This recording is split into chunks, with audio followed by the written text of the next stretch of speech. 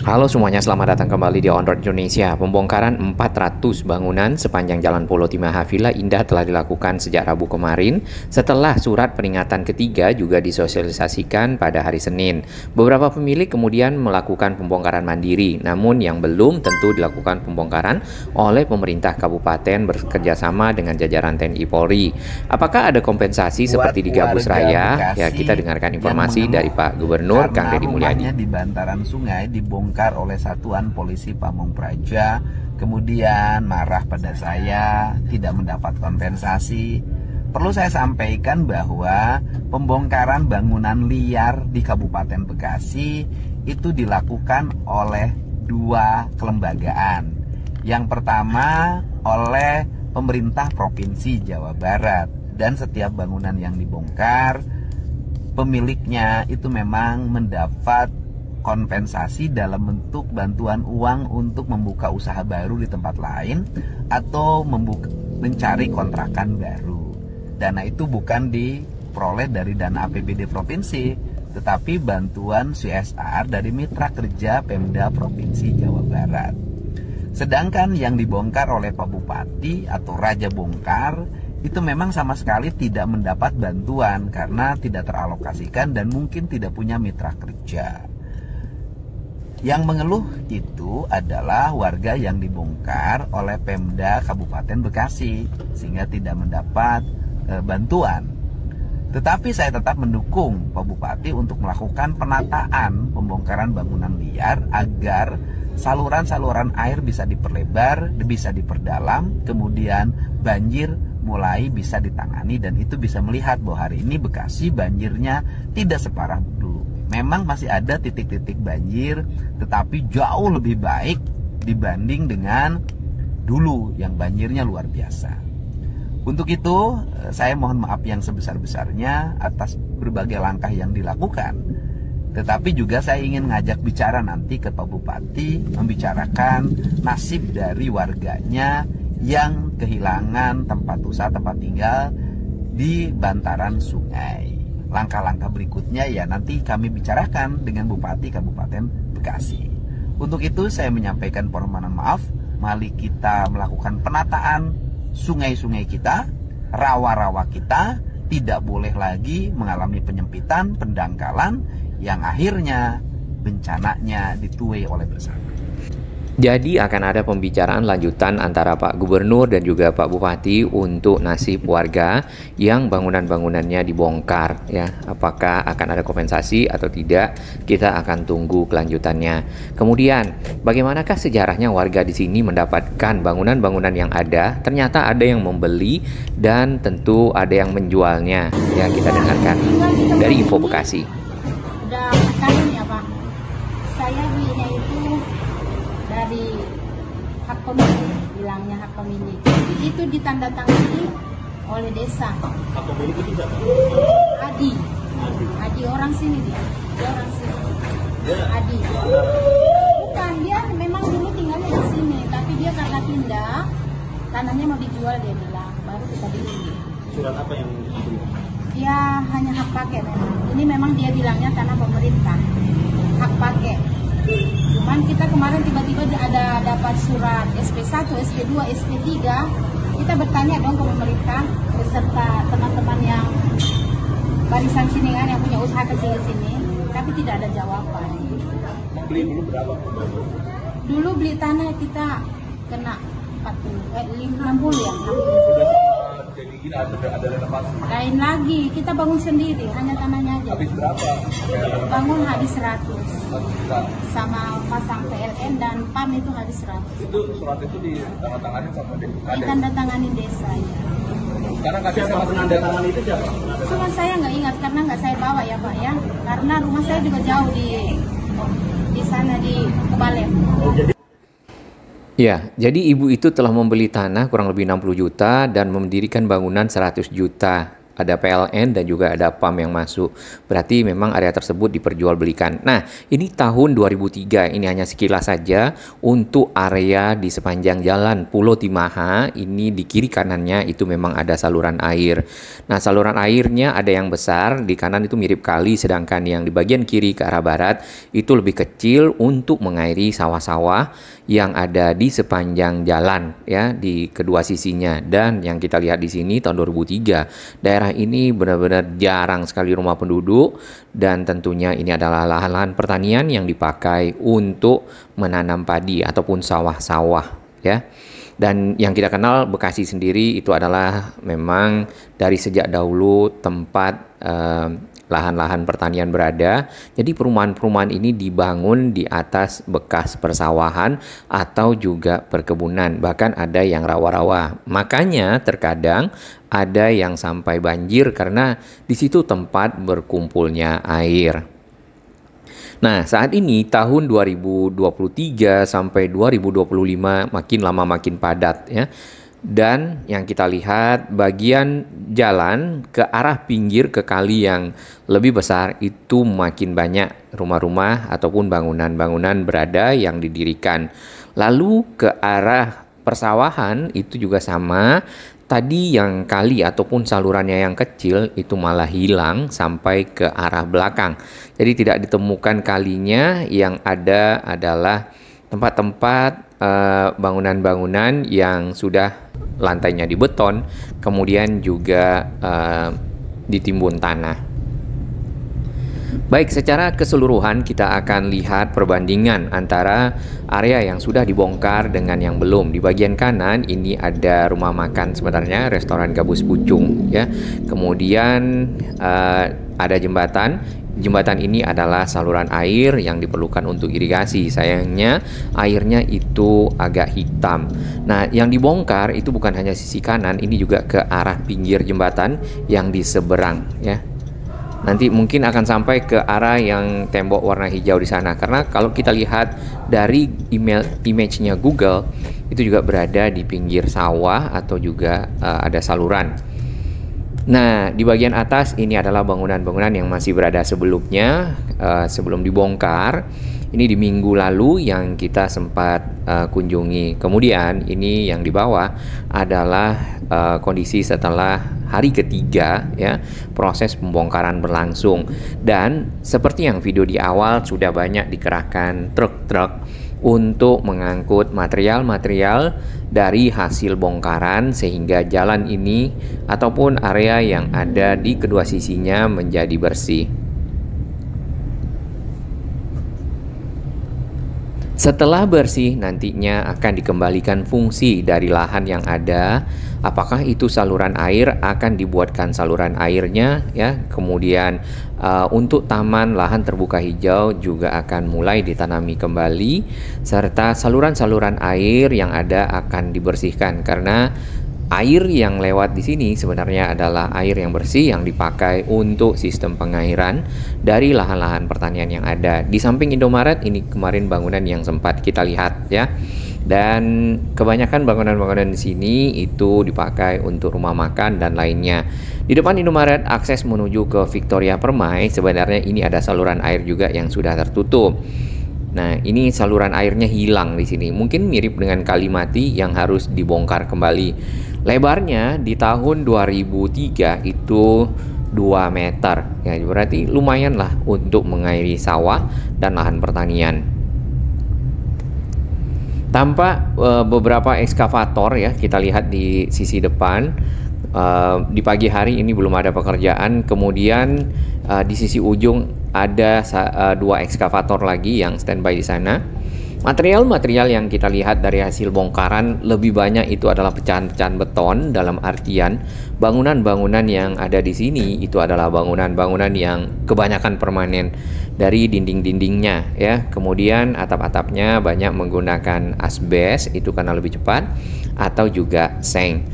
Nah, mudah-mudahan ada kata sepakat antara pemerintah kabupaten, pemerintah provinsi ya, dan warga, mungkin bisa ada satu jalan agar mereka dapat kembali membuka usaha, namun bukan di kawasan ini karena ini adalah lahan terbuka hijau dan juga saluran air.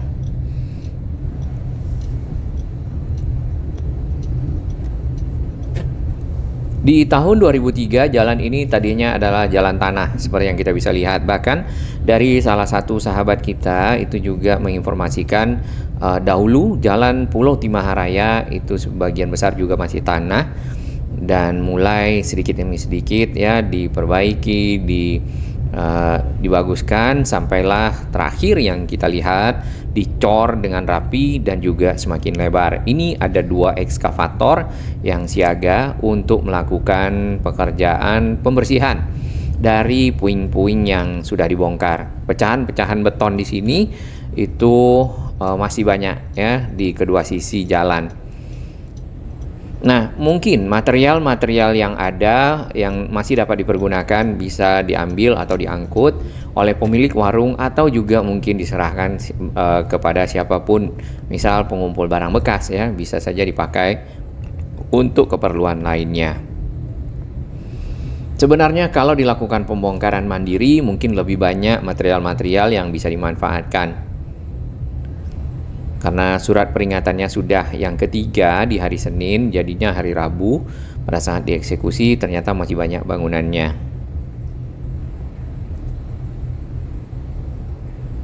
Berdasarkan informasi dari ibu tadi, area ini berarti sudah diperjualbelikan. Namun begitu penjualnya tetap menginformasikan bahwasanya ini adalah tanah milik negara. Hebat ya, tanah milik negara itu bisa diperjualbelikan. Kemudian selain itu ternyata pemilik ataupun penjual dari lahan ini juga menginformasikan bahwasannya ini hanya hak guna pakai. Jadi tanah ini mungkin sewaktu-waktu dapat diambil ataupun dipakai kembali oleh negara. Contohnya seperti sekarang. Nah, tinggal bagaimana mengembalikan modal pada saat membangun serta mungkin barang-barang ataupun material-material yang ada di dalamnya. Satu hal yang kita lihat lagi, ternyata makin ke ujung ya, areanya dipakai untuk membuang sampah di bagian pinggir jalan. Nah, apakah di sini tidak terdapat bak-bak sampah khusus? Sepertinya tidak ya. Karena tadi pada saat kita dari arah Babelan menuju ke Pulau Timaha itu juga ada tempat-tempat pembuangan sampah di pinggir jalan.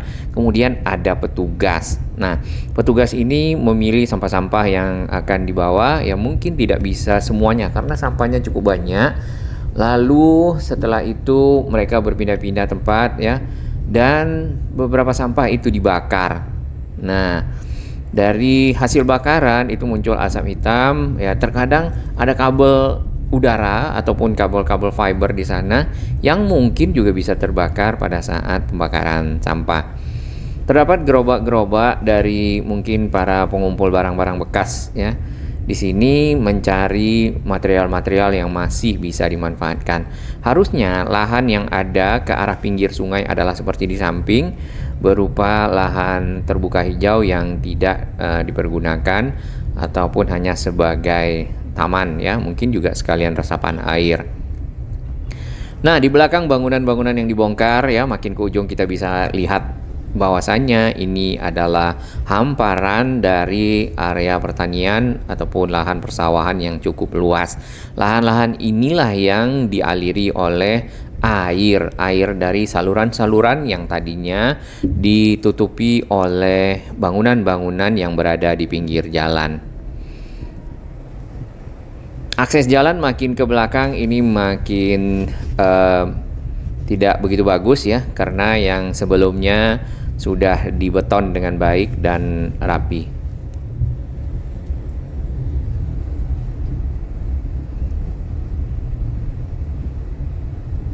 Nah, terdapat beberapa bangunan lagi mungkin akan dilanjutkan ataukah ini akan dibiarkan, kita belum ketahui.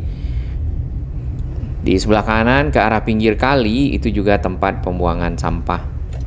Rata-rata bangunannya bangunan permanen dan kebanyakan permanen dan sebagian ada yang semi permanen, tapi itu jumlahnya sedikit. Terlihat dari pecah-pecahan betonnya rata-rata beton semua ya menggunakan batako warna putih, kemudian atapnya kebanyakan yang tadi itu adalah asbes. Baik, kita akan putar balik ke arah depan melihat kondisi yang ada setelah pembongkaran di hari ketiga, hari Jumat. Pembongkaran dilakukan pada hari Rabu ya secara masif oleh pemerintah Kabupaten Bekasi dan juga bekerjasama dengan TNI Polri untuk pengamanan.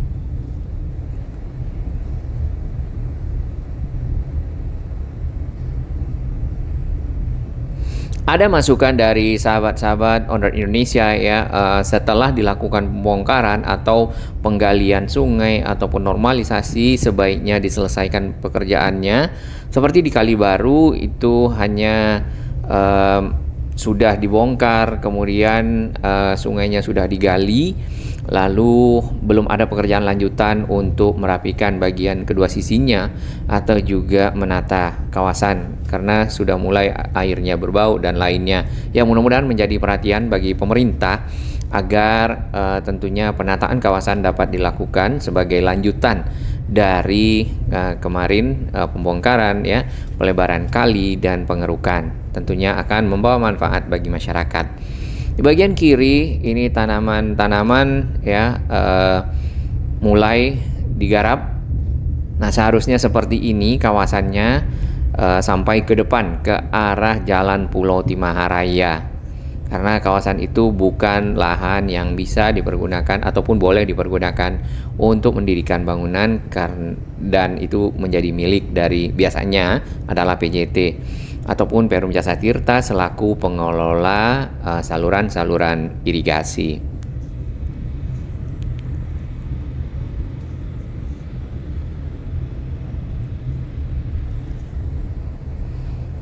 Pembongkaran sampai ke bagian belakang dari perumahan warga yang ada. Berarti kalau kita lihat jaraknya dari pinggir jalan ini bisa mungkin 8 meter. Namun pemandangan menjadi lebih luas ya, lebih lega. Yang ada adalah tiang-tiang listrik dan juga tiang-tiang kabel udara ataupun kabel telekomunikasi yang mungkin perlu penataan sedikit lagi atau diikatlah kabelnya paling tidak.